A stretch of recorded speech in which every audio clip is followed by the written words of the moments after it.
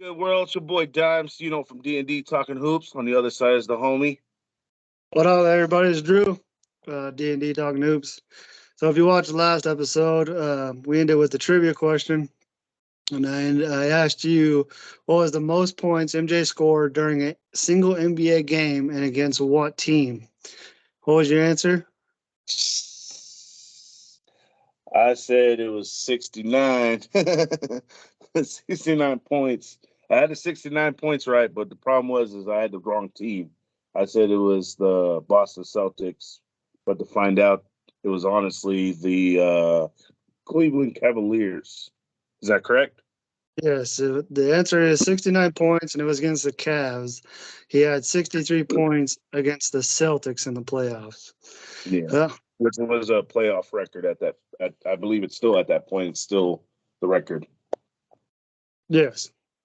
All right, well, we'll pass it on to you for the awards and the injuries update. All right, well, let's see. Getting started with the injuries that have been going on this within the last not even a weekend. We have Embiid. He didn't play last night because his knees have knee soreness, and he's dealing with the knee deal. Plus, I'm surprised he don't have back issues with him laying on the floor as million times as he has from the previous game. Giannis is supposedly still questionable if he's going to play for game 4, right? Yeah, game 4. They need him for sure.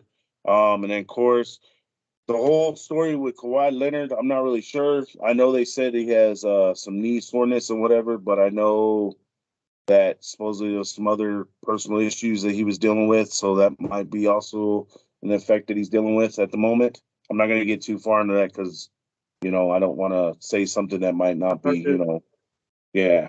So, and then, of course, Tyler Hero, he's out for at least 6 weeks, depending on if they can beat the Bucks or not. He might still have a chance to still get in and be able to help Miami Heat get further into the playoff run. What exactly happened to him? Because I seen him dive on the ground, and I really didn't see what happened.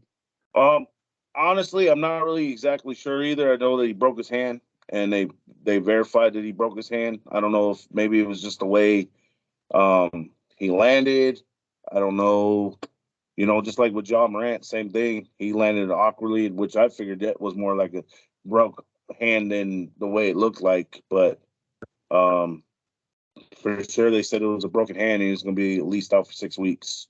And then, of course, last night with the whole Victor as he was going to the basket, he somehow tore a tendon in his knee, which connects to his shin. I'm not exactly sure what the term name is for it, but supposedly he's out for the rest of the season due to it. Well, at least the playoff runs, anyways. He's out for the rest of that.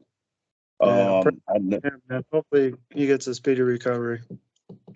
Yeah, and it's crazy because that's basically happened to him. I wouldn't say back-to-back seasons, but I think a year before that, when he was playing with Indiana Pacers, he did that before he went to Boston. Before he got traded, of course, to Miami. But yeah, I remember he tore his ACL then. So he's had some issues with his knees as well. So to get to the awards, which is there's some pretty good stats on these awards. I've been doing some research on them. I'll start with the Defensive Player of the Year, Triple J. He was averaging 3 blocks, averaging 7 rebounds, and averaging 1 steal. His numbers has gone up since last year. So I could see why he deserved the Defensive Player of the Year. I know I'm not giving out full stats on what he's done from the previous year, but his numbers at least gone up by at least within 2.5 points, maybe. I know on his steals, he's pretty much averaging about the same. So congratulations to him getting the award for the Defensive Player of the Year. Let's start with the 6-man award, which was Malcolm Brogdon. He was averaging 15 points this year, averaging 4 boards, and also averaging about 4 assists. His numbers have gone, huh? I said, yeah, he's playing. They're both playing. His numbers have gone down just a bit, not much difference, but it's gone down a bit from last year. But he also was not playing as much in the rotation either, and he's playing more in the rotation now than he was last year. And then the other thing that's good, congratulations to him as well. Before I forget, to shout that out to him, the coach of the year, Mike Brown.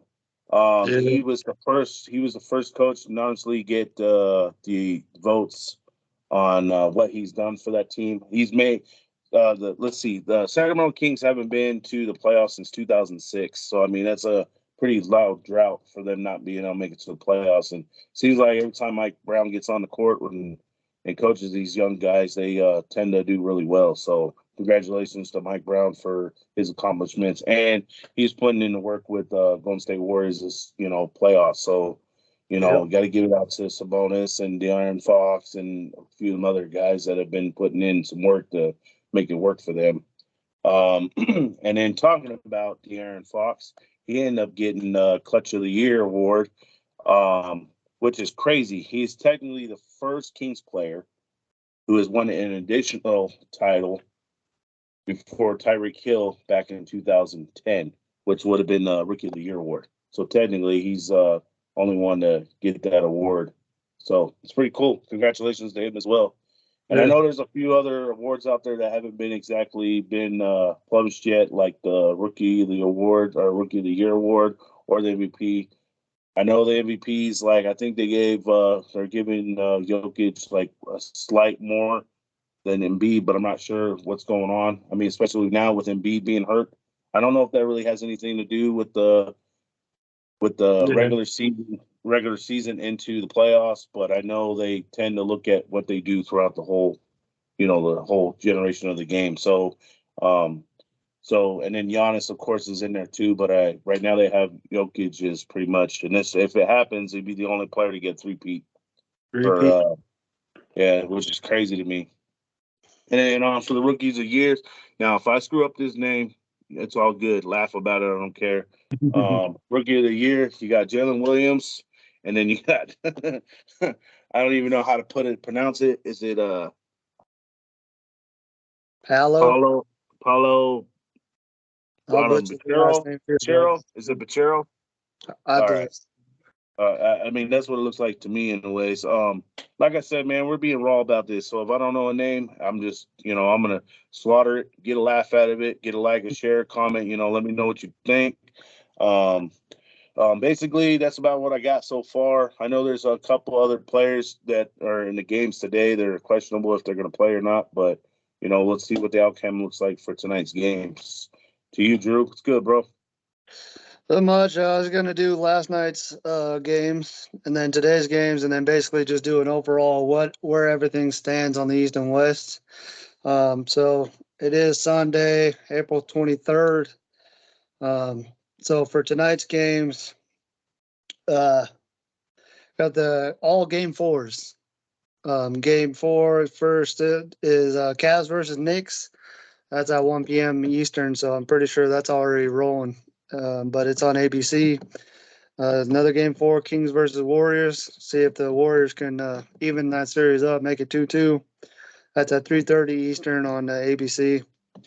Game 4, Celtics versus Hawks at 7 Eastern on TNT. And then game 4, Denver versus T-Wolves, 9:30 Eastern TNT. So if Denver wins that one, they close that. They close it. They'll end up sweeping the T-Wolves, which I picked the T-Wolves. I'm wrong. I picked them, but we'll talk about that later.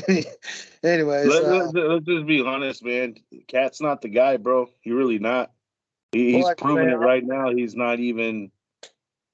He always shies away from. We'll get into all right, I got you. With our future question because he could be. He could be, but we'll get into that later. So yesterday's games, the 76ers beat the Nets 98-88. So the 76ers completed the sweep. They move on to face either the Celtics or the Hawks of series that series. Suns versus Clippers. Suns now have a 3-1 lead. They beat the Clippers 112-100. The Bucks versus Heat. That was a pretty good game. I watched most of that. And I watched that Victor Oladipo play, and Man, that looked nasty. He was just running, and all of a sudden it looked like he was just doing a backflip. Like, it looked nasty. Like, you could see his leg almost separate. It was disgusting. But Heat won 121-99. So the Heat are actually winning that series right now, 2-1. And then the Grizzlies versus the Lakers, and the Lakers, they started off strong. When I first looked at it, it was 35-9 in the first quarter. So I don't know what Dylan Brooks was thinking, calling LeBron old. He poked the bear, all right, that's for sure. But anyway, so just to recap on the West, Denver, like I say, they're up 3-0. If they win tonight, they move on in advance. They'll face either the Suns or the Clippers. Most likely the Suns. Suns are up 3-1 against the Clippers. Game 4, Kings versus the Warriors. The Kings are up 2-1. Like I say, the Warriors, if they win, they tie it up 2-2. I don't see them losing at home. Yeah, I don't think so either. What's the Grizzlies Lakers right now? The Lakers are up 2-1, right? Yeah, they're up 2-1. All right, and then on the East, Bucks and Heat are up 2-1. Cavs, and I think this is going to be a 7-game series for sure. Cavs versus Knicks. The Knicks are up 2-1. The Mavericks, man, they got to be slapping themselves in the face for letting that Jalen Brunson kid walk away, man. That's terrible. And then, like I said before, the Sixers sweep the Nets 4-0, and then Celtics up 2-1 against the Hawks. That's what I got. What you got? Which I said that the chances are Celtics will probably just sweep the Hawks, but I know when it comes to basketball, anything's possible. So can't really put it out on there.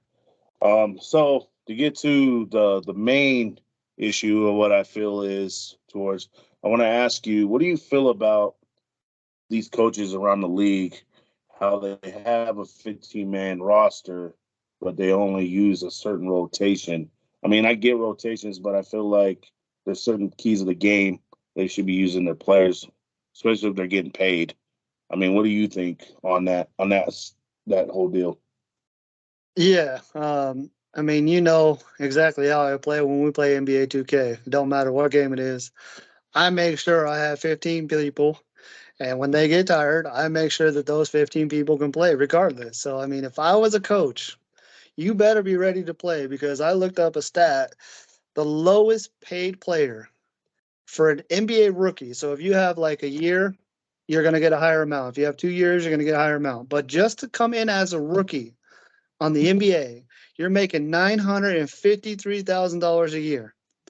So I do not understand why these coaches use 7 and 8-man rosters. It drives me up the walls. If you're having problems with rebounding or big players, and Bulls is a perfect example, Drummond. I mean, that dude is a beast when it comes to getting boards, bro. But did he play? No. I mean, we could talk about my Rockets. You got Boban. That dude is a monster. He was holding the ball up, and the old AD couldn't even slap the ball out of his hand, man. So, Right. I mean, I use those players. I use those key role players when we play the game. So, I mean, I'm telling you, if I was a coach and you're not ready, then we ain't paying you almost $1 million a year to sit on the bench. You better be a towel boy, a water boy.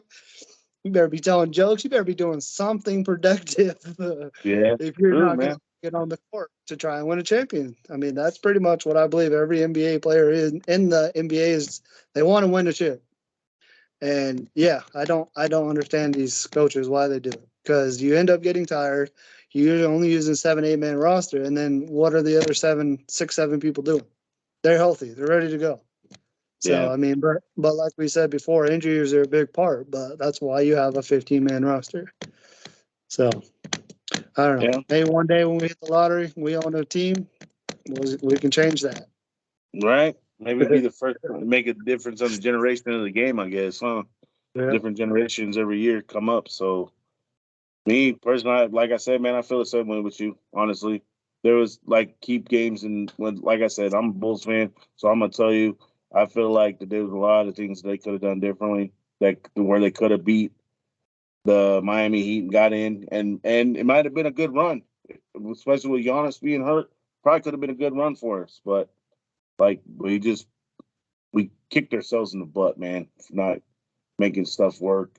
I feel like Billy Donovan, he's a great coach, but I feel like he makes some terrible decisions on it in the coaching. So but we'll see what happens, man. Next year's, off season. I know there's a lot of stuff going on. I know a lot of teams are wanting that Victor kid. I don't know his last name, and I'm not even going to try to pronounce it.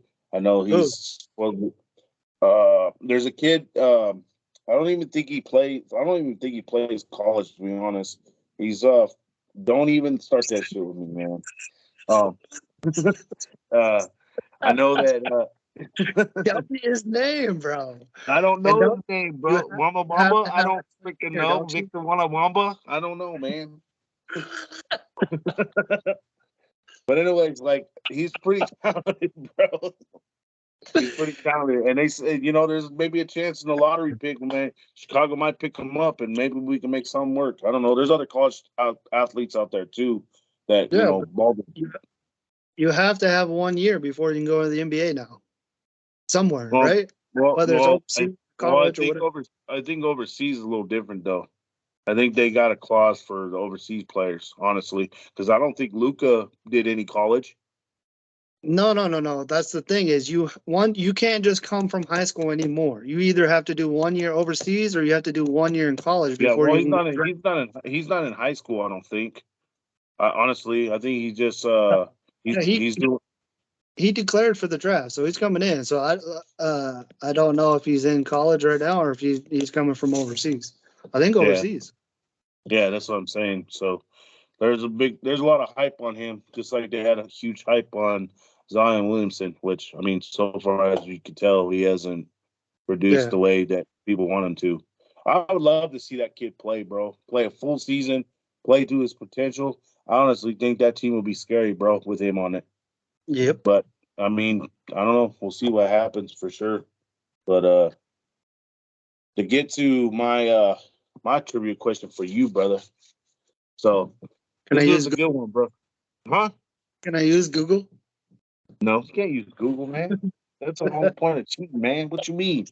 So I'm just curious, how many rings as a coach and a player does Steve Kerr have? So that's not a Rockets question. So Nope. that's a Warriors question or a Bulls question No, because that's just Steve Kerr played for the Bulls. So you lied to me already, how did I like lie, man? like usual. That's all right. It's all right. I didn't lie to you. Let's see. I think he did 1, 2. I don't know if he did the full three-peat with the Bulls the second go round. So I'm gonna say 6. I'm gonna say 2 with the Bulls and then 4 with the Warriors. That's my answer. We'll leave it to the next show to see what the actual trivia question was.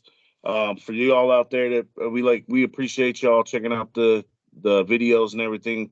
Please Sure. share, comment, and subscribe. Shout out to Tim for looking at our videos, man. We appreciate it. Hopefully we'll hear It's from you soon. Either than that, out.